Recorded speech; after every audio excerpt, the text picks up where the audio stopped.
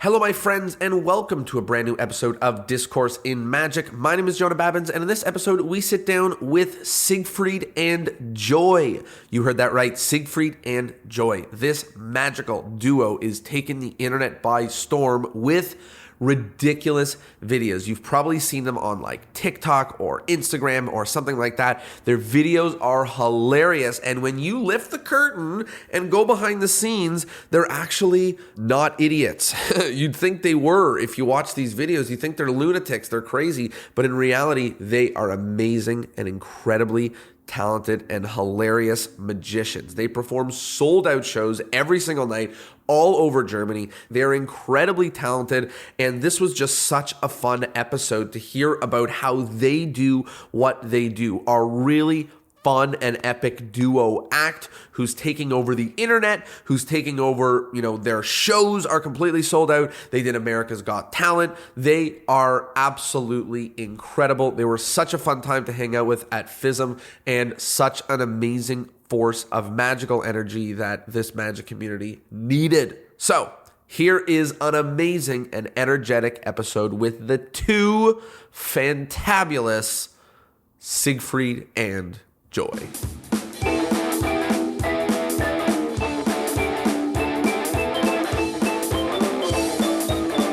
Siegfried and Joy, how are you guys? Hello. Hello. Hey, and best wishes from Hamburg, Germany. We are very happy. And I'm very happy too. Not only because we're sitting down for an interview, but you guys just, you're kind of sitting in the theater that you've done 4 shows at it and 3 more or 9 more or something like that. And we just took a tour backstage, and it is the craziest backstage I've ever seen in my entire life. There are every magic prop you can ever think of is backstage. It kind of looked like the tour. It kind of looked like the tour I took of David Copperfield's warehouse. And this is just the backstage of their show. They've got boas, they've got exploding things, they've got cups and balls and drinks and costumes, and I've never seen so many things in a show in my life. Don't forget the wheelchair. Oh yeah, there's a wheelchair. What was that called? The mental pigeon. What did you have? It was a bird that reads mind. What's it called? We have a horse. Yeah, we have a mental horse. Mental horse. That's it. The mental horse. Okay, let's. Yeah, this is just what you saw. We also have, because we always bring more stuff. We are now here for 3 weeks, and our show is 2 hours, but we have material for like 4 hours. So we have a different stuff in the back. So if we want to change something, we can. So yeah, and you didn't see the costumes. When you want to decide to don't travel by train anymore, what we did like 5 years of touring, but when you then have a transporter and you think, okay, and now I can put in this and that, and come, let's take 100 bottles more. Okay, so let me ask, let's go all the way back in time to the both of you. How did you guys even get started in magic? And then I'll ask about how you got started with each other. Well, yeah, I started. I'm Siegfried. I started doing magic classical as a kid in the circle, doing kids competitions and all that stuff. And I'm Joy, and I grew up in a theater, and I get back to magic like when I was a bit older, and then we met in Berlin in a magic store. I was like a performing beginner, and he was young but more professional than I will ever be. And then we met, and we started all this. But what made you guys decide to do this thing together? Because that's like a big decision, no? Yeah, the thing was, he was like doing Berlin shows in cool bars for cool young people, for students and all that. Yeah, like alternative people. I did magic for years for like business events. I just came back from a cruise ship. I was 19 years old, and I was there like 4.5 months on the cruise ship, and I was a bit stressed out of the audience of rich people watching magic, not really enjoying the show, And I saw Joy performing for young people who really appreciate, who never saw a magic show in their entire life before.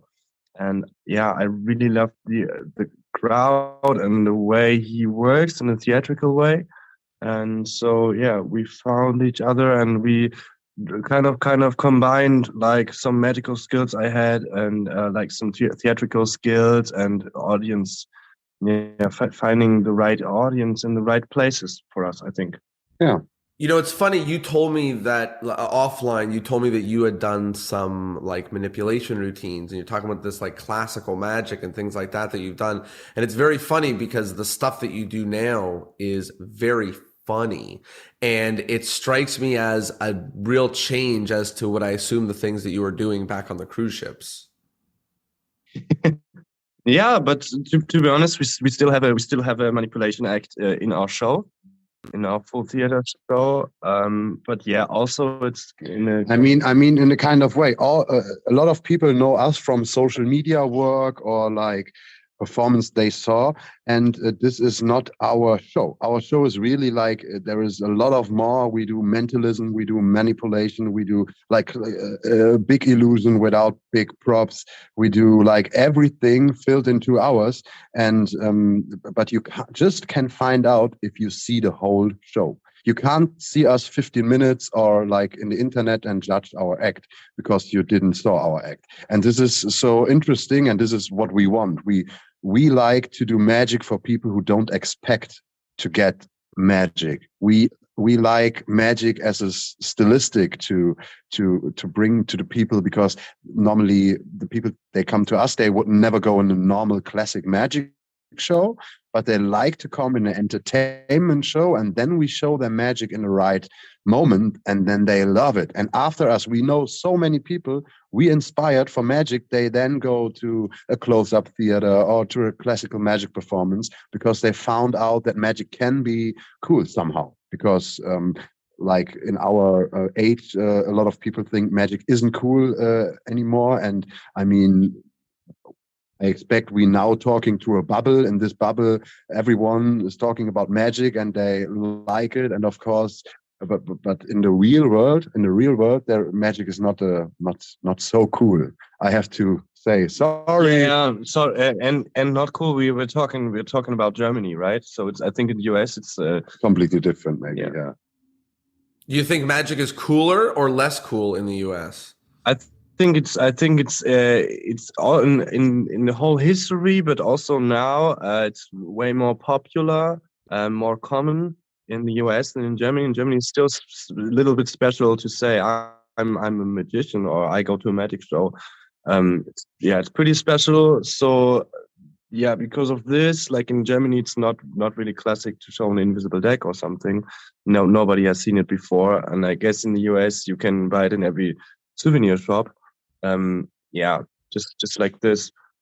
Yeah. You know, it's interesting what you're talking about, you know, the social media was, I think, one of the first conversations that I had with the two of you when we met at FISM, which is that, you know, I saw your videos online, and a lot of the times when we see magic videos online that, you know, these short clips or whatever, sometimes the magicians doing them aren't real magicians. I don't know if that's a real phrase, but you know what I mean, right? Like a lot of these times you look at who these people are and you go like, this is terrible. And the magic is terrible and all of it is terrible. And the truth is, you know, you guys don't do a ton of magic in the social media clips, but you know, it's clear that it's like magic, you know, people disappearing and, you know, stuff like that. And I was looking and I was like, oh, these guys are funny. This is cute. Like, da-da-da. And then I saw you guys at FISM and I was like, oh my gosh, they actually can do magic and perform. And then we started talking and you were telling me about the shows that you've been doing. And it really sounds like you've cracked a little bit of a code here where lots of magicians are trying to,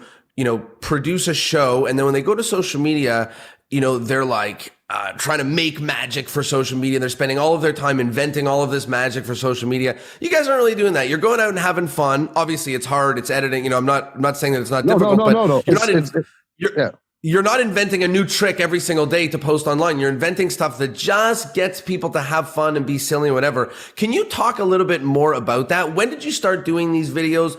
And what's your guys' thinking about the videos versus live magic and what you're doing here? Yeah, firstly, to make some videos, we just made some videos like 2 hours.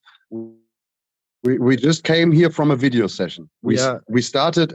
We met some people here. We never have someone who films, so we met a random guy. We knew him a bit before, and we just go out. And it's for us. It's fun. It's fun. We are happy, and that's the most important thing. We never do the videos for a kind of purpose. It's a street performance. We go out. The people recognize us. We do magic. Funny magic. The people laugh. The people having a good time. In moments they normally stuck in the underground when they wait in the restaurant, and we go there and make them happy. And this is our aim. And we started doing this, and this is very funny in all this magic aspects. When the pandemic came, we tried to get some things done. We met once a week, and the first thing we said, let's make 10 tricks in 1 minute. So we did what you were telling about, like all the magicians do. We took like close-up tricks, strong tricks, something you could do on the streets maybe. There's a bottle. Oh, it's gone, and all that stuff. Like magic. Yeah, like the TikTok magic. And we started with it, and accidentally we had our golden silk with us. Yeah. And we made this golden silk videos the last 6 years, so we're doing them ever. But then we did it again, or I opened a door automatically. And then we found out this video goes viral, and all the thing we really put effort in. We thought which tricks we do. We edited. It was 10 tricks in 1 minute. We thought this is the coolest thing. No one cares. No one cares about magic in the internet. Internet is magic. When you Google something, this is the biggest magic trick. You know, first of all, if I understand correctly, you're saying you guys tried, you did all these different amazing tricks. You got all this like internet magic, you shot it, and then you put it out and people didn't really care. But then you shot these, like, for lack of a better term, stupid videos of you opening an automatic door with your mind or making someone disappear by just crouching down. And they went crazy. The internet loved it. Are you bothered? Are you bothered by this? Do you feel like the thing that we've been... No. You know, the thing is, there's a difference. If you film yourself do a trick, the subtext is something like, "Look what I can do. Look at me. I'm the cool guy. I can do a magic trick. I can turn gum into a Twix." But if you go on the street, and that's the difference we learned from this effect. It's about the people. It's about the people who see the magic on the street. It's always about the reactions. It's always this kind of, and it's not us. Everybody could do it, basically. And sometimes it's an illusion. Sometimes it's really an illusion. There is someone disappeared right in front of me, and someone appeared. Yeah, and it's about the moment. And of course, we are always dressed like superstars. Like it's always the same. We are shiny, we are glittery, we are positive. We just want to make people happy. And this is in the moment we are there, and then we film it, and this transports it. And this is it. We make people happy. And this is the magic. It's not all the people try to make magic tricks to get the people astonished, but they yeah, I think the title could be like "Magic is laying on the streets." So we find magic in moments where magic really happens, like with automatic doors or trains or buses, like driving by, and you know, and we find the magic inside. It's like from a kid's point of view, they never see the light turn on and off. So for them, it feels like magic, and for us, it's the same thing. And we show the people where magic on the street and the all-day business is, and I think that's what people like about it also. Yeah, and also in the streets when we go to like buses and appear for the bus driver is there sitting 8 hours. There is nothing to laugh about. Mostly, because people are too late, and then there are two people who say hello and look at this, and then we did a miracle just for him.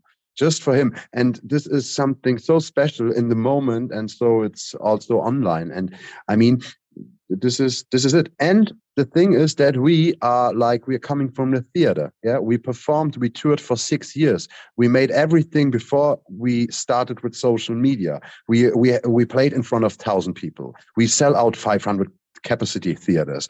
And now we are still the same act, but we have the social media, so we can tour wherever we want and we can play more often. And this is great. But this is our main thing. We are theater magicians. We have a show, and social media is just for fun. And we don't have pressure. We don't want anything out of it. Like, we don't do a video and think, oh, that has to be a good video. We just do videos, plenties of it, and we don't watch them. We don't watch them and judge them, because judging videos is so stupid. We go out, we do it, and then in the end, in 1 hour, I watch them and I post them, and maybe it goes viral and not. We don't care. And this is the point. And when you don't care and you don't want to be viral, then you go viral, and then you create something magical, because we are free. There's two things that really stick out to me here. The first is that you're enjoying doing it, and that you're going out there and you're putting stuff out. You're not judging it. That's really the first thing that comes out, is you're not judging it. You're putting stuff out. But the second thing that I think really, and I think I tipped it a little bit earlier, but the second thing that's so cool about this is you don't care. You don't care. And aside from the fact, you're not like so stressed about, what if this flashes, and what if this, and like you said, if the video is all about, okay, look how I can do this to that, it's seeking validation. It's hoping people go, good job. Wow, that was so cool. I don't know how you did that. Wow, you're so amazing.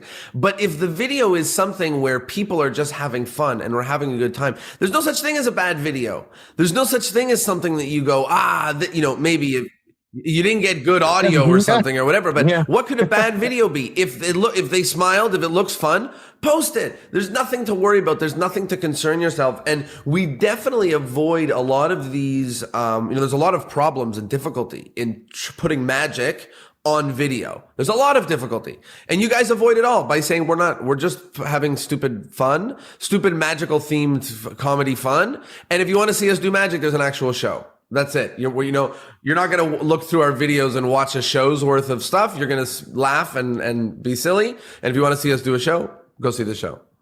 Yeah. And you know what? There was a funny example sometime on tour. Like in the beginnings, we wanted to make a train appear behind our golden clothes.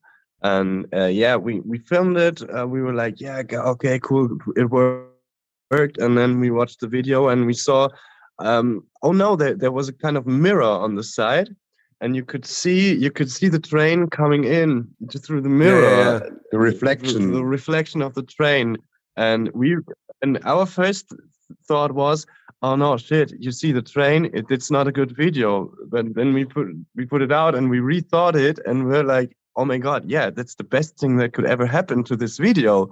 But now we don't try to force this. We don't go there and think, oh, we have to see that you go out. We just do it. We try to do our best. We try that no one sees anything. But then sometimes you see it, and that's funny. And we say, hello, Flash. Yeah, hello, Flash. But sometimes we really try to don't flash, but it flashes. And so we don't do it on purpose. The people think we do it on purpose. I mean, sometimes we do it on purpose, but it's not. It's like, the idea is we are magicians, and everything we do out there in the world is real in our eyes. So it's real. We are the magicians, and so the people believe us that we are really magicians, because the most of the people who have a show who said they are magicians, you see, they're just doing tricks. If you're a magician, don't use cards. Show me something interesting. I mean, in the normal world, when there is someone out in the streets and you say, I'm a magician, what does a magician do? And he let you appear a bus when you need someone. You can, but you don't take 4 coins, put them out, and then put them back in his coin purse. Gimmick coins. Yeah. I mean, this is not magic. This is.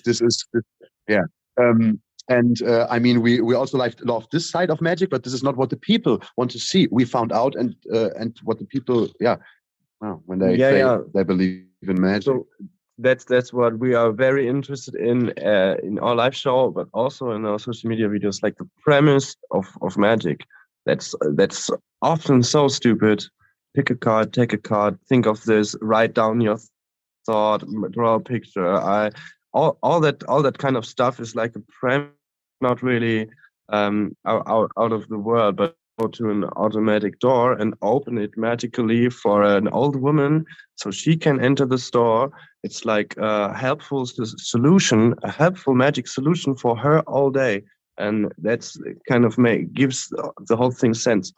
You know, one thing I want to use this as a chance to transition is I want to slowly transition into talking about your live show. And the way I want to do it is by talking about your characters.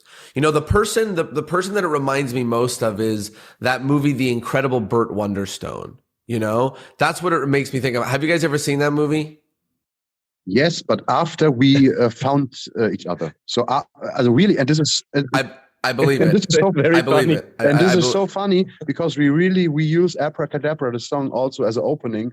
But then we found out about the movie and we loved the movie. But there was no idea. But it's amazing. Like, yeah, the best way I can describe it is it's like a parody of 80s to 2000s magic. Yeah, but not a parody. It's more like a homage. Like if how can I explain? We try to celebrate these old style and entertainment shows in their way. We don't want to make fun out of it. We just think that was the thing. That was great. So we don't want to play it like it. We want to be it. And this is a problem a lot of American people have with us. We found out also at the FISM, and so they think we are a parody of Siegfried and Roy, but we aren't. We don't have anything to do with them now. It was just my name was Joy Leslie, and we said Siegfried and Joy. This is funny, and we loved their way of celebrating magic. So it's more like a homage than a parody because we don't act as we don't try to be like this.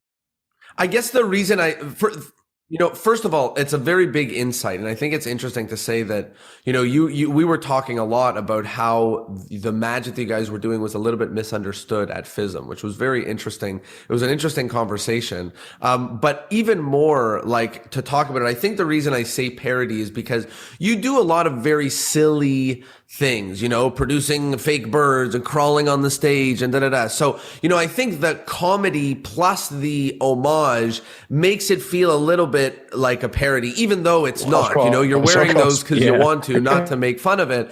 But obviously there's a little bit, it is a parody of producing a real bird is to produce a rubber bird, and to really vanish is to crawl, so there is a parody element there. It is being silly, but you're not making fun of that old time. You're trying to live it. You're trying to be it. That's it. We believe this is real. We believe it's real. For us, it's a real bird always. And a parody, would it be if there are two guys like actors and they say, now we make a parody of magic and they doing the same act? Then it would be a parody act, but we doing it and feeling it's great. But I totally understand you, and now better that some people think we are a parody. Of course, in the first impression, we make fun out of magic and out of the old-fashioned magic. There were a lot of people at the FISM sitting there, and we made fun about them. When you think it in this direction, I totally copy and understand this. But it was never our intention. Yeah. Our intention is to be like real magicians. Like we are very stuck in our own mindset in this case. Yeah, but yeah. I'm curious about how you guys make magic together. What does the process look like? Does one of you say, oh, let's do this? Are you guys always pumping out tricks? Did you make a show like 2 years ago and now more or less you do the show and okay, maybe you add a trick more or less, but not really. It's just the same show that you've been doing for 2 years. What does it look like? How do you guys work together to add new magic? So the thing is, in Germany for theater acts, it's pretty common to do a new show every 2 years. And we don't want to follow this. We see our show as our show. We see it as an evening with us, and the show is we work all the time on the show, so the show is changing all the time, but it stays this show. And it's always Las Vegas in this time in Hamburg, and our show So Las is Vegas like in Hamburg, or we have- Las Vegas yeah, in We wherever. bring Las Vegas. We bring Las Vegas to everywhere, every village, every town, and the good things we think Las Vegas offers, and we keep the bad things in Vegas, because our aim is not to go to Vegas. What we have in our world is better than Vegas ever can be, because but Las Vegas has some nice things, but most of them is in the heads, in the imagination of the people. Especially in Germany, Vegas is a big history of showmanship. It exists in people's brains, like Yes. Las In Vegas, Las Vegas. You know, like That's it. what it really is doesn't matter. What it is up here is like the most important part, right? Yeah. And we bring it in every city. And we have 15 people on stage in our show, in our evening show. But so 15 people from the audience. we have a dance group. We have a lot of interactive stuff. So every show for us is new. In every show we have new highlights. And for us, it's not like we're playing the show over and over again. It changes maybe. Like for weeks, we don't change anything, but then we change things every day. We put 10 minutes out, 10 new. So what does it look like? What does it look like when you make new magic? Like, are you guys sitting and scripting? Does one of you say, hey, let's just throw this in tonight and, well, who cares? Let's be silly and whatever. Like, what does that look like? So, especially as a duo. Yeah, the thing is, as we started like this in 2016. So we never scripted something at all. We don't script, and we don't really plan things, and we don't rehearse.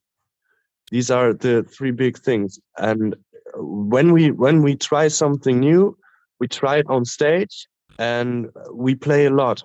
So that's the thing. We have a lot of shows where we can try out stuff. And we do it, and we can fail on stage, and that's why it takes time for a new act to become really good.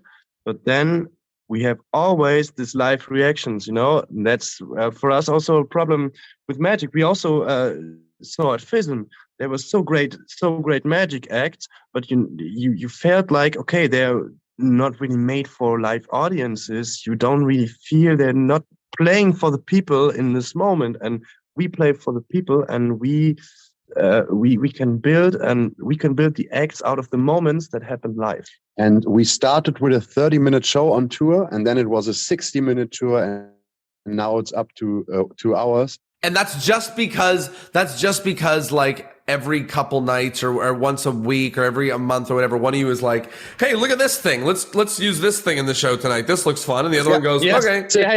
Yeah. That's it. And now we're working on a thing. We get inspired in Vegas. We can tell you there like this lotto predict. No, not lotto, bingo prediction. Like everyone is playing bingo, we had the idea. We thought it, and we said, "This is what a great moment." Then we found out a different solution, like completely other techniques, and then we are all the time too lazy to buy some proper props, so we build like prototypes, and we start doing it with prototypes.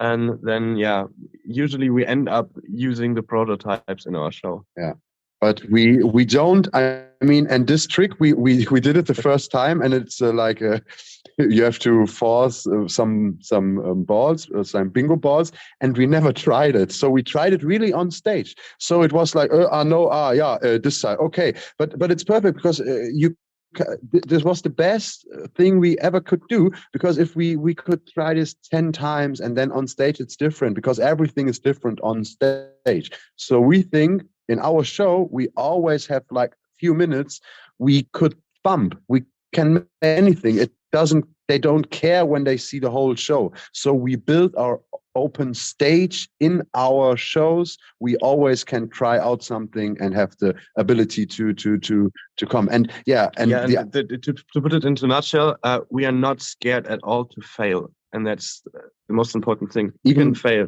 Even yesterday we made a color prediction, and it was wrong. Yeah, the color match prediction, the drawing thing. Yeah, we do it with a tiger, with a balloon tiger, with 4 different colors, and we got wrong. Like the head was the color, the head was blue and the feet were red. It was all the wrong ones. Messed up. But we didn't show the thing he draw to the audience. We just said, "Hey, you draw this and this and this," and he was like, "Yeah." He was like, "Yeah." Okay. We came through with this shit, but it was wrong. But that's just possible because the people. We don't care. They don't care. Yeah. And wow. even if the floating table, we do the floating table, and it broke like 2 days ago. 2 days ago, it broke during the flying. And you need other, and it's the grand finale. Yeah. So then you can just go out, have some gaffer tape, and tape it, and we come back on stage and do it again. And there are other artists, and if something happens similar like this in their show, they would go off stage and they start crying. They will. And we go out, we go to the people, we celebrate, and 1 hour later, we said, "Hey, it was funny, the broken table." But this is not in our mind after the show. We everything which is like a misfailure in the show, we never have this in us. We just look for the highlights, for the positive things. And so we let out all the negative. And this is something we learn, because when we started as a duo, there was often some, "Hey, this was wrong. You did this.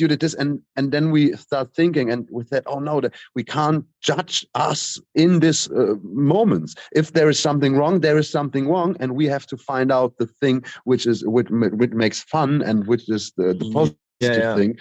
So don't give the failure this much room, but focus and highlight on the good things. And this is also a thing, like in our show, we found out where the good moments, where the strong moments, where the funny moments, and we highlight them. Wow. The thing that I love here is like first of all, thank you guys for that explanation. I think that in magic, when people who are actually performers, there's a spectrum from I script every single thing, I rehearse, I know you could wake me up, I could do it, to I have no idea what I'm going to say, just put me on the stage and whatever, we'll figure it out. And people land different places along that spectrum. And it's really nice that you guys are saying, no, we just go out there. We're all the way out one side of the spectrum. We don't care. There's no script anywhere. It doesn't exist anywhere. It's never happened. We just go and we just do and we have fun.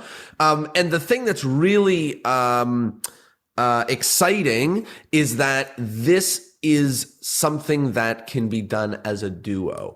I perform alone, but I also perform sometimes with a partner, and him and I butt heads on this because he's like, "Let's sit and write the script." And I say, "That's never how we've ever come up with a good idea. Every good idea ever has come from us doing it before we were ready, and then someone said something stupid on stage and it was hilarious and we did it." I said, no good idea has ever come from me sitting. Like never in my life has it come from that. So it always is from me going, "Oh, okay, what if I say this?" And then I do, and it's like, "Oh my gosh, that was amazing." And now I say it from now on. So we would butt heads because he was like, "Oh, there's no way we could do this. We have to prepare." And I would say, "There's no way we could prepare. We haven't done this," because I want us to just go out there and do it. So it's really, really helpful. What would you say to a magician who is getting caught up in what do I write? The angles. I'm not ready. What kind of advice would you have for that magician or that magic duo? I think the first thing is play a lot on stage. I mean, performing is the only. We think performing is the only way to find out if which magic is funny, strong, or anything. I mean, if you're the type, because it's the people script so much, they work on it for years, they put everything in it, and it's not, they never performed it, and they don't know how it's in the real world. And even if it gets a prize, don't care for the real world. The real world cares about how get you transported this magic, and how to, and performing is everything. Yeah, go out, perform. Don't be scared to fail. But sometimes scripting is for some people very good. It fits to many shows pretty well. It's sometimes very important, especially for mentalism stuff and all that stuff. And to be honest, we have some acts in our show we could almost script down now, but it's not because it's a script. It's because it took 6 years to be like a script, you know. So we Also, how we talk. I mean, we talk a lot of on stage together, but we don't say you talk this, I talk this. It's just it switches every show because we know everything. Yeah. And you know the timing and the rhythm, so you know when someone pauses, if it's your turn to fill it in. Like, you just figure it out as a duo. Yeah, and it's what you said. I mean, every good moment we have in the show, like very strong moments, which makes us different to other shows, like moments we just have, moments of laughter, moments of magic. You can't compare with any act on the world. And they just, those moments just came during performance, because we found out, wow, this is the thing. We have to show it like this. We showed it 50 times wrong. And then we found out, and we find these out on stage. So what we would say to a magician who is a little bit insecure, we would say, go out, play a lot, don't be scared to fail. Maybe find someone like you who also loves to go on stage without scripting, to have and be in the moment. Just watch the people in the moment in the show, look for the good moments, and then reproduce them and build something up. This is for stage performance, but also for close-up performance. A friend of us from Berlin, Tobias Dostal, he always come up with some new stuff, and he's always performing it. And he's never he don't care if he fails. He don't care, because there is so much going on, and you can't. Yeah, and so he's repeating and repeating, and this is so interesting, because close-up magicians, I mean, they always when you get them, they get in a position like, oh, and he's like, okay, but show you this, show you this. He don't let the people go on it. And the most of magicians, they go, and they're so small, and then You know, I think the other thing is, especially as a duo, it's so much fun. It's so much fun to go. It's so much more fun to go out there with the ability to know I'm going to play, he's going to play, we're going to play, versus go out there and go, know your lines, you know, don't miss your line. Okay. Don't miss your line. This is really important. It's a lot more fun, especially if you're doing show night after night after night. And I think that's a good transition, because, you know, when I spoke to you guys, when I hear now, when I look at the dates on your website, you guys are literally performing for sold out audiences every single night, all over Germany and all over. My question is, how? Is this because of social media? Is this because of the way that things are in Germany? People just pack out these places. Is it because of something that you guys are doing? Do people know you? How is it happening that you guys are on tour and filling out these places all the time? That's very special. The first thing is that we have a good show. That it's all about. I mean, we started touring 2016, and we started with 50 people, 100 people, but every time we came back in a city, we doubled the capacity, because the people like the show and they talk about it. This is the most important thing. And this was way before social media. Way before we had any social media. It's our name combined with magic, combined with good theaters. The German theater scene is different, and it's good, but at these moments there is no show selling tickets, and this is because the social media come together with the mouse-to-mouse propaganda. I mean, because at the moment, like after COVID, Yeah, the people are really troubling selling tickets, and we are very lucky because we sell more tickets than ever. And this is, of course, social media kicks in with so many people who saw our show already. And I mean, there are hundred thousand people in Germany saw us live performing on a festival, on like here or there in the last 6 years. Sometimes we play like festivals in front of 1,000 people. So there is so many people saw us in the last 6 years. They talk about us, and our social media reaches like, I don't know, 10 million people per month, and it's all over the place. And it's like it's a combination. And the theaters we perform in we made it 6 years. Yeah, we started in like 50 capacity theaters. We did it all. So we studied this world. Wow. A couple last questions. So the first is I wanted to talk a little bit about your time on America's Got Talent. It was a beautiful spot, a hilarious spot. How was it? Was it fun? Did it feel like it was a peak inside of what you guys did? Was it chaotic? Was it, talk about what it was like from your perspective. Yeah, so America, that's what we learned, is still a big thing in Germany.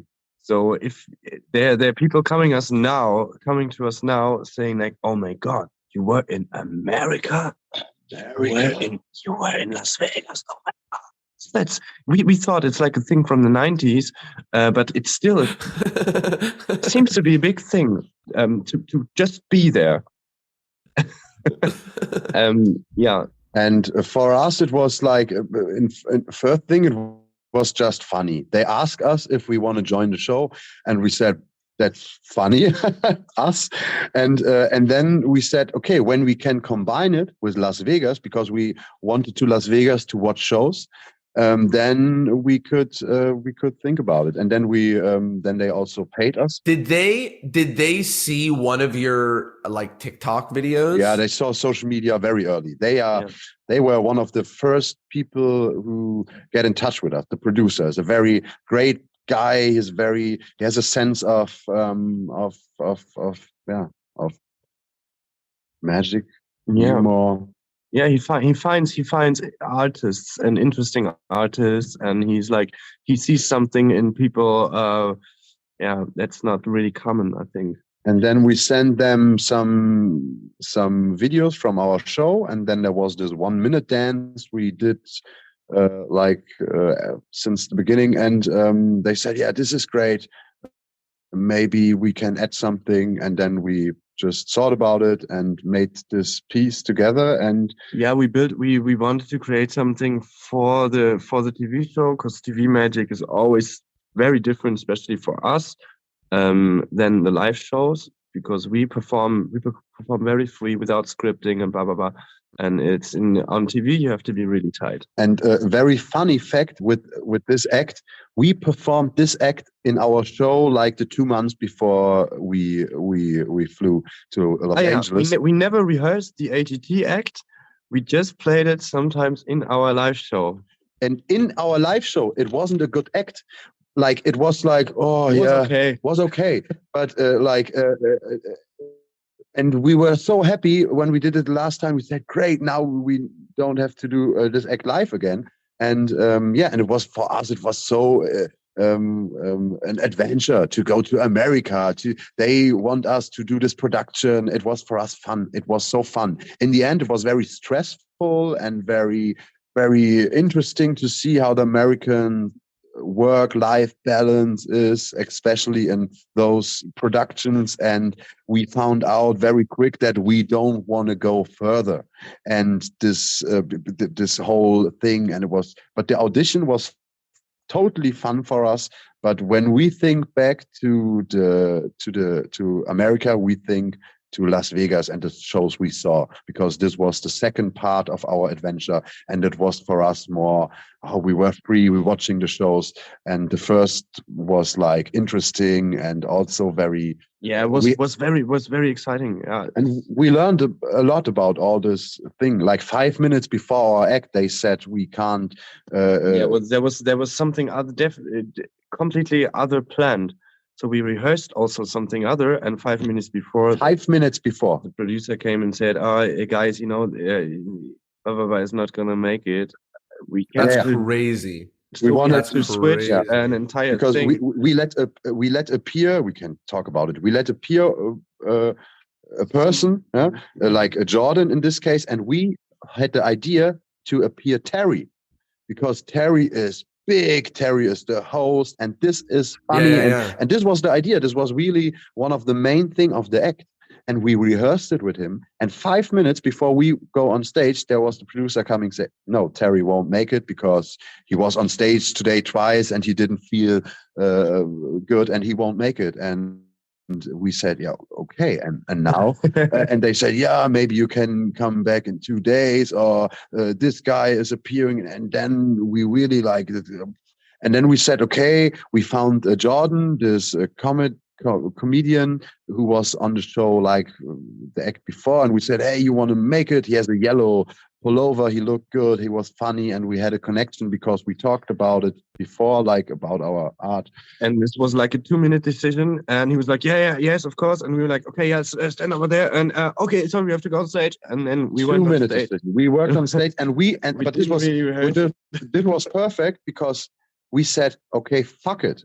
We said we can't fail, because this is a strange world when they come 5 minutes before this and say you can't make it. And then we just go out and we had very fun. We enjoyed it, and the audience, we perform for the audience. Also at the FISM, we don't perform for the judges. We just perform for the audience. The audience loved it, and so we did, and it was perfect. And it was for us once in a lifetime.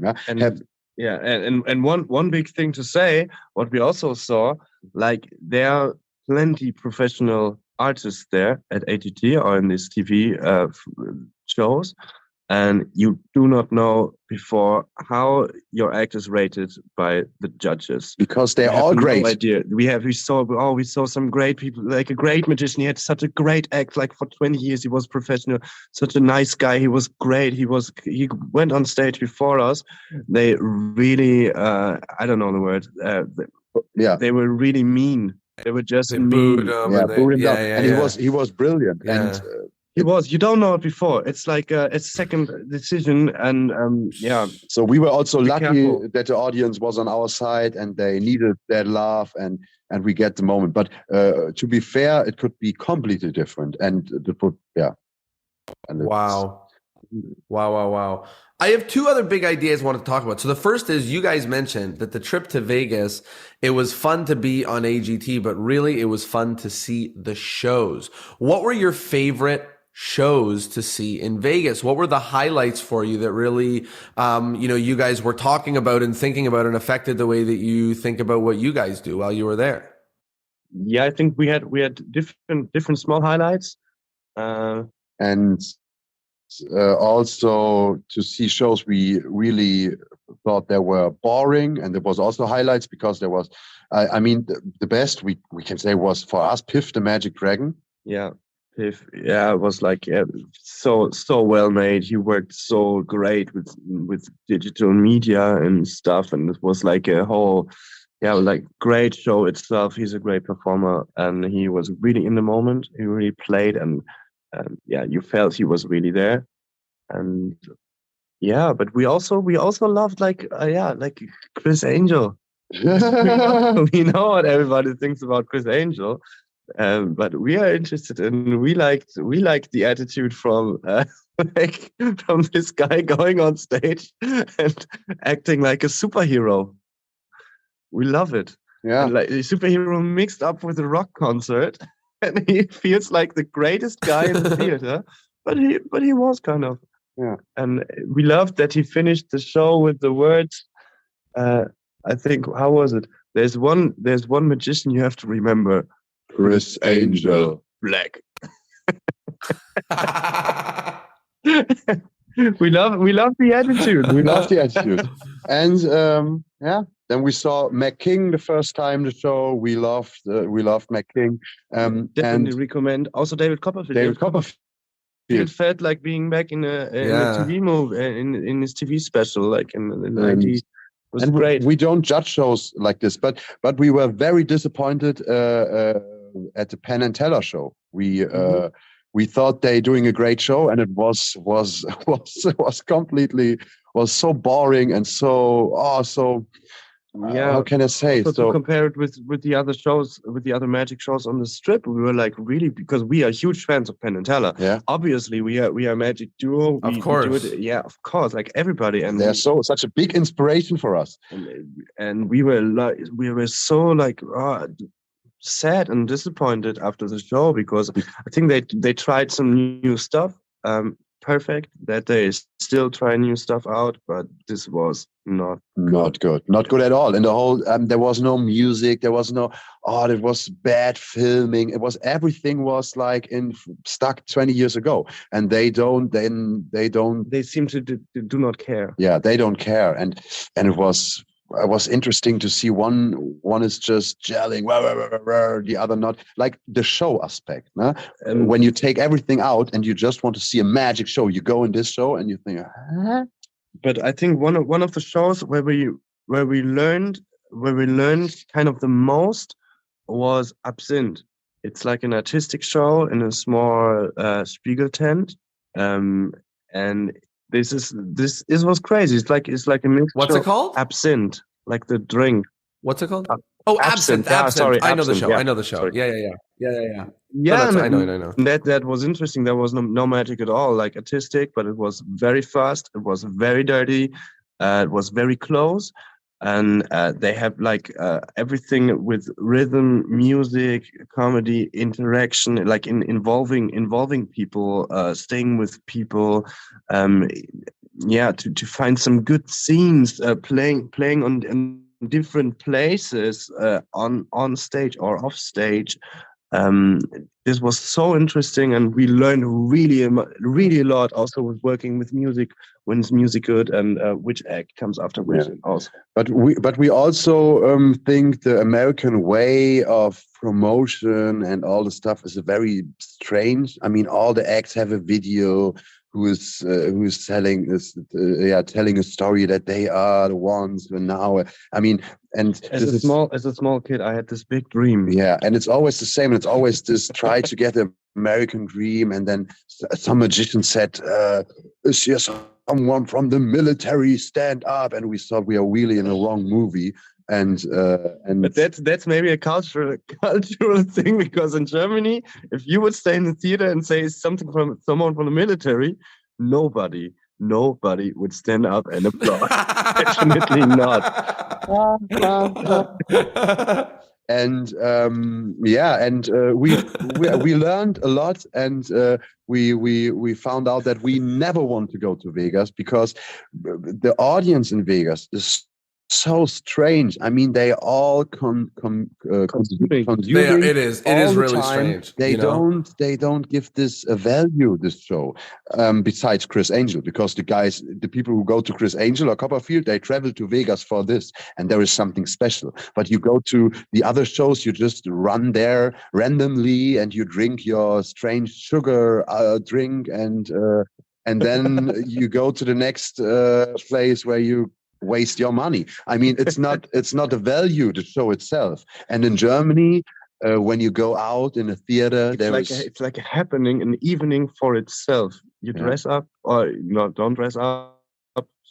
You go to a theater, you go there, maybe you eat before, you have a drink, you go there and you're consuming just the show. You're there for the show. And in Vegas, everything feels like a big mall. Yeah. And a show is a part of the mall, but it's not standing for itself. It's all about money, and all the performers, they perform too much, and it's all about money. Everyone wants to be successful, and also the America's Got Talent thing. Everyone wants to win this thing. They don't know what they can win. They don't know what it is to perform in Vegas, but they want it. And then when we said we don't want to go the next round in the show, the producers, they didn't understand. They said, "Why? This is good for your brand. This is good for your thing." And we said, "You can be famous. You can earn money." And we said, we are always at the end of our dreams. We performing in Germany in theaters with 500 capacity.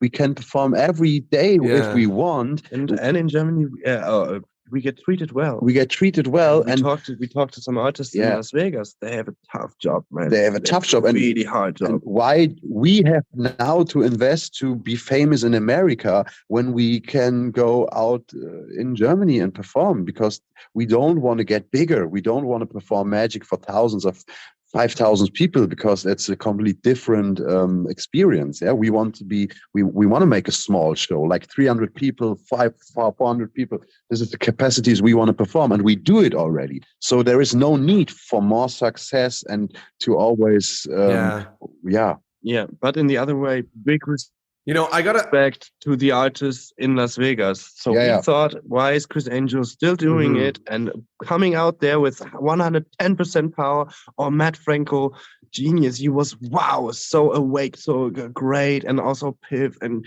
say all the guys still Copperfield also like doing 600 shows a year, man. This is insane. I know. And everybody's talking about they play in Vegas. This is a really hard job. Yeah, and you really have to want it. And I got both impressions of what you guys are talking about. I enjoyed the quality of the magic. I enjoyed the level and the quantity and really the size. In Canada, you can see a lot of magic. You can't see a lot that's as actually big as it is in Vegas. But I would also agree with you guys and say that something about the whole America, Vegas magic thing, entertainment thing, put a bad taste in my mouth, watching a magician who loved what they do, who got to perform and tour the world, who now is doing the same show 2 times a night, every night for drunk audiences who don't care and don't want to be there or whatever. Like, something about that, like, the joke that I have about it is it's like when a father catches his son, smoking a cigarette and he says, "Here, smoke the whole pack," right? So it's like, oh, you liked magic? You like performing for audience? Here, what about every single day, 2 times a day for 10 years? Eat that. Yeah. How about that? So I also get that feeling as well, where it's like, how could it be an amazing life if you're doing 2 shows a day, every day for audiences, same script, same jokes, same lines, like, and you feel that a little bit in that city. That's why it feels a little bit like a city without, I don't know. It feels like a weird lawless place because it is a weird lawless place. That's make the difference for a good show and for a genius show. Like McKing is playing so long, but you see the show and he's there. It's like, wow, you don't feel like he's doing this like 10 times a week. And to be honest, the best magic shows in the world are in Vegas, because they have the production power, they have the theater, they perform 6 shows a week. They're not touring. They're not touring, so they can build it in the theater. So for us, it was so good to see in 5 days 10 of the best magic shows in the world, and just lean there and say, okay, but we go back to Germany and we are happy and played it in our theater. But we got a lot of inspiration, and we want to go back, and but we don't want to perform there longer than 1 week. Work there, yeah. Yeah. Okay, a couple of last minute questions. The first is I want to talk about the outfits. Even right now on an audio only interview, you guys have amazing outfits, and even all the time your outfits are amazing. You got matching suits. Is there a place you guys get them? Is there something behind them? Do you guys what's the story behind these outfits? Yeah, it's like with everything, I think. Yeah. But this is our biggest secret. Yeah, where we get them from especially is our biggest secret, but the system is we find something, we like something, we wear it. Point. That's it. You're not supposed to give out your secret. Now I know. No, that's not good. Okay. Well, now we get to the end of the episode, and this is where there's a couple of questions that we ask everybody at the end of the episode. The first of which is the endless chain. So in order to keep the podcast going on for eternity, each guest is asked to recommend another guest that would be a good fit for the show. So who is somebody who you guys think would be a good fit for the show? There's 2 catches. The first catch is that I didn't interview them already. And the second catch is that you can put us in contact. Yeah, Tobias Dostal. Amazing. He's amazing. That's a phenomenal person. He's amazing, and we can put you in contact. And he is something. He's one of the nicest guys and the most creative guys, and he has to tell you. He can tell you loads of interesting stuff because he is also thinking from a lot of different points than other magicians do. And his English is better because he lived in New York for a while. He's really clever. Your guys' English is great. Okay, the next thing is about modern magic. So a lot has changed in the world of magic, especially in the last 5 years. The question is, what's one thing in the world of magic right now that you like, and one thing in the world of magic right now that you don't like? Yeah, we hate online shows. Yeah. We don't like online shows. We watched a few, but we don't think this is the way artists should share this art. We are happy that some artists made their living out of it during the time, so we don't want to shut them down. But personally, we don't like it. We don't enjoy them as shows. Yeah, because for us, everything is about the live moment and what's good happening in magic. I don't know. We can talk from our perspective, maybe. Yeah, what do you want to say? Yeah, good happening. Maybe that the people had some rest and we share. I don't know. Yeah. I'm glad they had some rest. Okay, I'm glad they got a good rest. Yeah, in our case, a great thing is we love to do classics. As you saw when you saw our stage here, we love to do classical tricks in a new way, and that we feel the people are. It's the right time to do it again.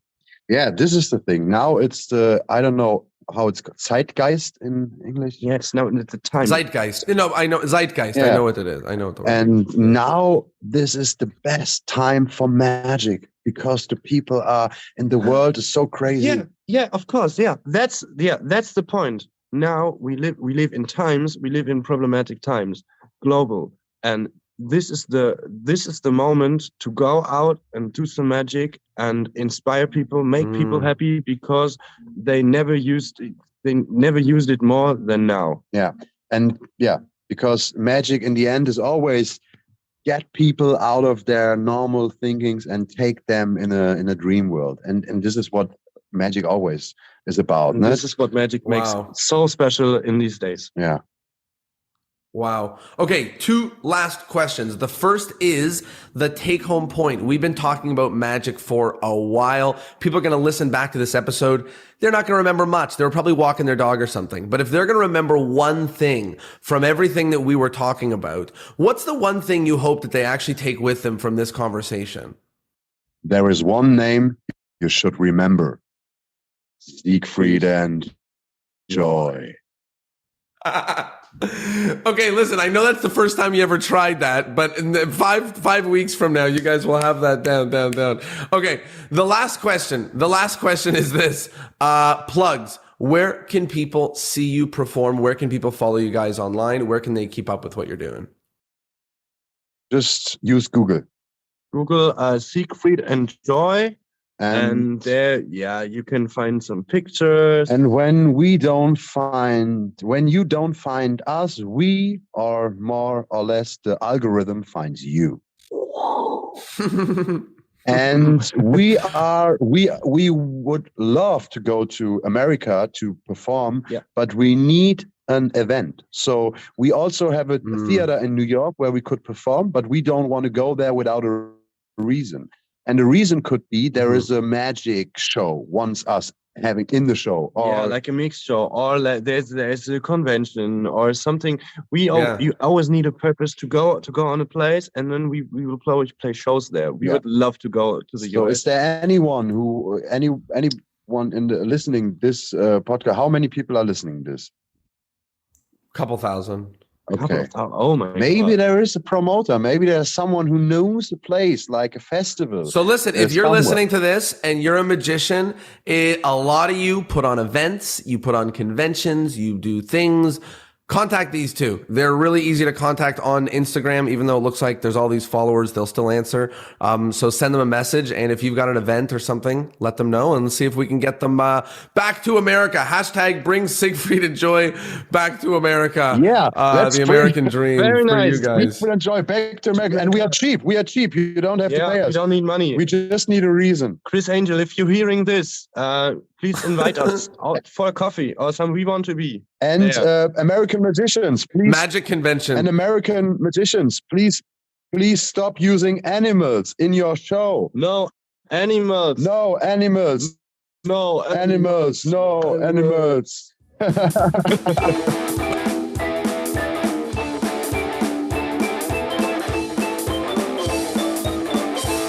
Well, there you have it. I hope you liked the episode, and I hope, of course, that you learned something. This was the incredible Siegfried and Joy, and please go and find them online. Their videos make me laugh my butt off, and they will make you laugh too. As always, if you like this, if you learned something, spread the word, tell a friend. I mean, this stuff is kind of like magic's best kept secret, if you ask me. So tell a friend, that's number one. And number two, if you want more Discourse in Magic fun, like you want insider scoop, fun videos that I'm just recording, and help with booking more gigs, go to discourseinmagic.com or check the description of this episode for some more info about how to get some help. Thanks for being here. You rock, and you look good too.